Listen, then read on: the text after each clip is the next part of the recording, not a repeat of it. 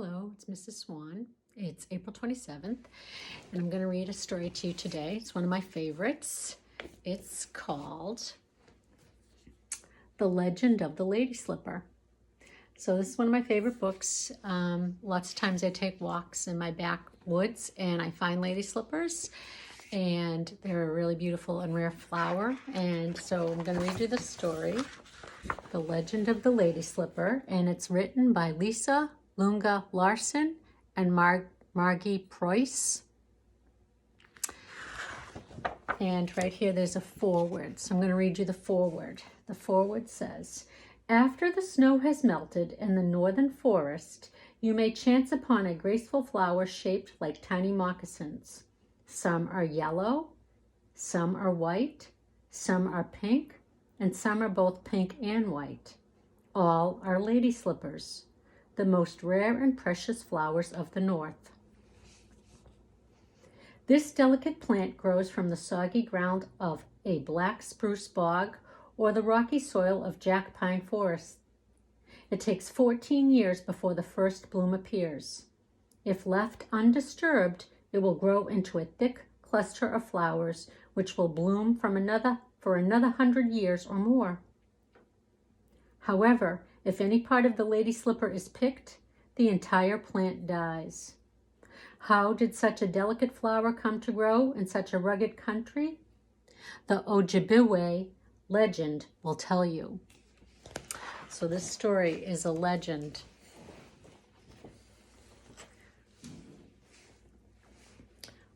Once there was a young girl who lived with her mother and father, sister and brother, aunts and uncles, her many cousins, her grandfathers and grandmothers, and all of her people in a village among the whispering pines. Of all her family, her older brother was her favorite.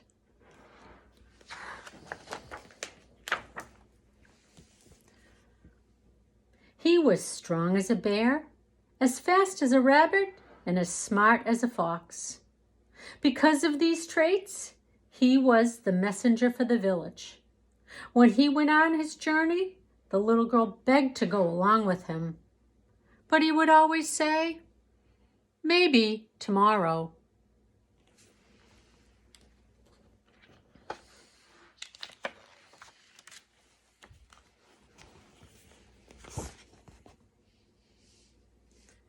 Then one day a terrible disease struck.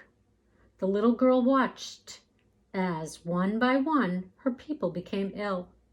Her grandparents, her aunts and uncles, her sister, her mother, even her father fell ill.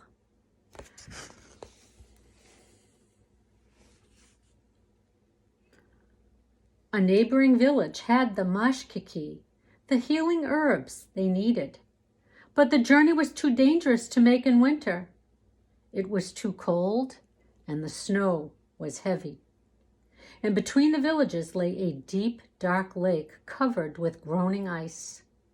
Such journeys were not made in the Gichi Mandiru Gizis, the great spirit moon. Still, her brother said, yes, he would make the trip.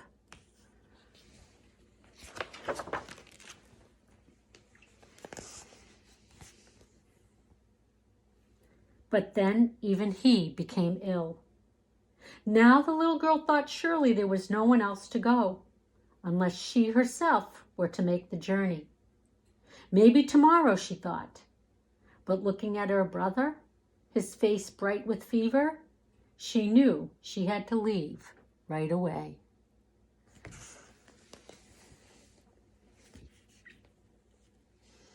She found her moccasins, the beautifully beaded moccasins her mother had made out of deerskin, and tucked warm rabbit fur inside them. Then she slipped them on and stepped out into a raging storm.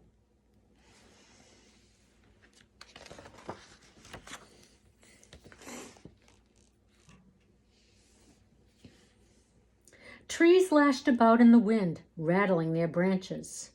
Falling snow stung her face.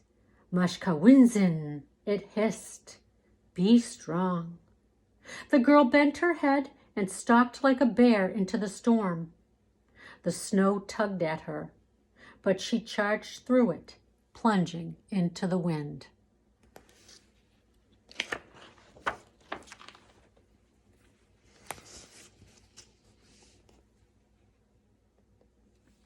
All day she walked, until at dusk she stood before the windswept lake. The slick ice lay as if asleep, silent. On the far shore, the wigwams of the other village glowed warmly.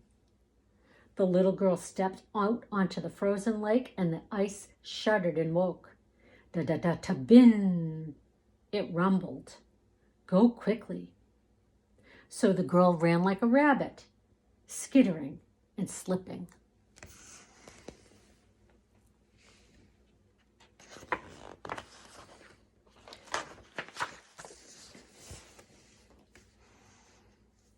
When she reached the other side, all the people rushed out to meet her. She told them her story, and when she finished, she saw their faces glowing with admiration.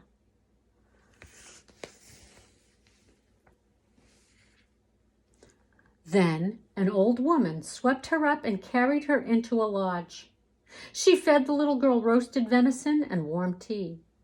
She tucked her in with soft robes. The girl was almost asleep when she remembered the medicines. "The mashkiki," she murmured.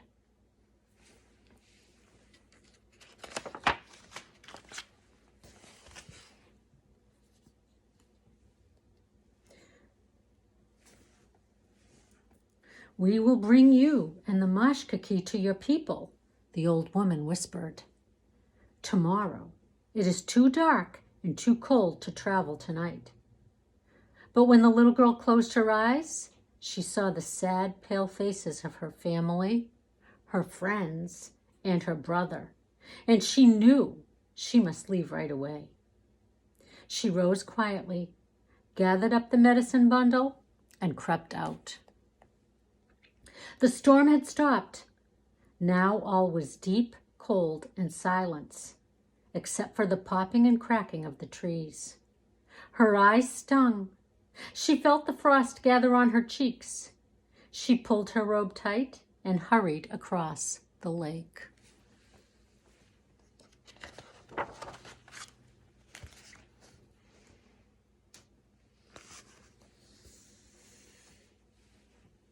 Blue and green lights flickered in the sky. She knew the lights were the spirits of the dead, gaily dressed, rising and falling in steps of a dance. Jibayag Mingning Magwag. Her people called them the Northern Lights. What if someone from her family or one of her people were to join them because she had been so slow? She left the lake and quickened her pace, keeping her eyes on the lights in the sky.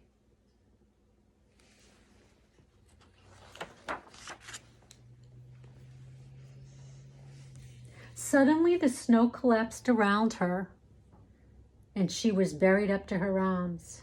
She kicked and punched at the snow. That was no use. She churned her little legs as fast as she could, as if to run out of the snow. That only dug her in deeper. Above her, the dancing spirits leapt and spun. Maybe she would be the next one among them, she thought. She fell back, exhausted. Nibawakan, the snow whispered around her. Be wise. Yes, she must be smart like the fox who thinks his way around the trap.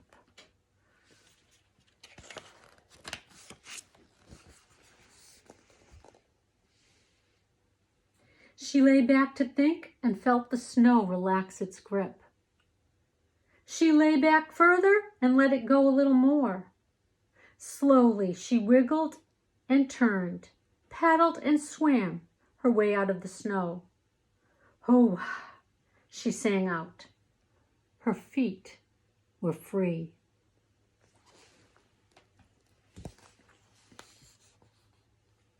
But then, go in. Oh no, she cried. Her feet were bare and cold. Her moccasins were gone, buried in the drift. She dug in the snow, but it was too soft and loose. She wiped her nose on her sleeve and continued on, barefoot.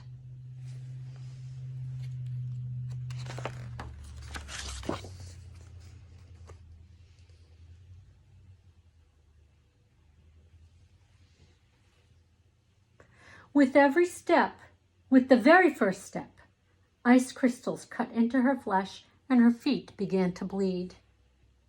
In every footprint, bright red drops of blood mingled with the white snow. Still, she stumbled ahead until dawn, when she reached the edge of her village. There she called out before sinking into the snow.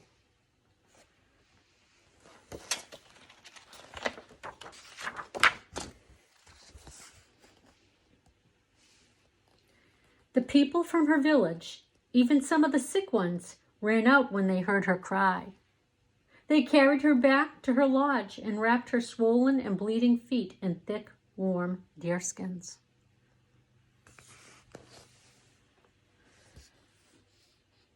Because of the mashkaki, the people were healed. The little girl remained weak for a long, long time. But soon after the snow melted, she too recovered.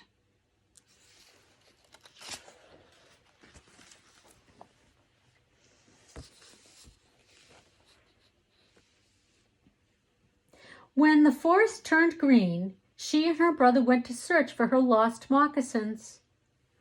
What they found there filled them with wonder.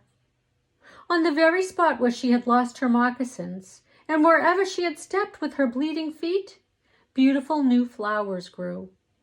They were pink and white and shaped just like the little moccasins the girl had worn on her journey.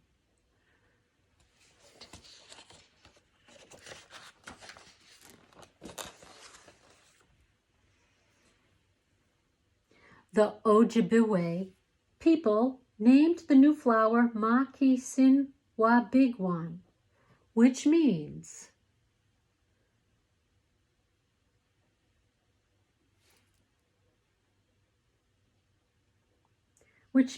the moccasin flower. Today it is also called the lady slipper. The people gave the little girl her name too, Wa-O-Ne, or little flower, because although she was strong as a bear, fast as a rabbit, and smart as a fox, she was also as lovely and rare as a wild spring flower. So here's a message right here from the author. Never pick a lady slipper. If any part is picked, the entire flower dies. It grows in the northern woods to mock the courage and strength of a small girl who lived long ago. A girl who saved all of her people from a terrible disease by listening carefully to the whispering snow, the rumbling ice, and the dancing northern lights. This unforgettable retelling of an Ojibwe legend shows how a child's lost slipper became one of nature's loveliest spring flowers. I hope you enjoyed this tale, and I hope someday you might find a lady slipper in the woods of Franklin.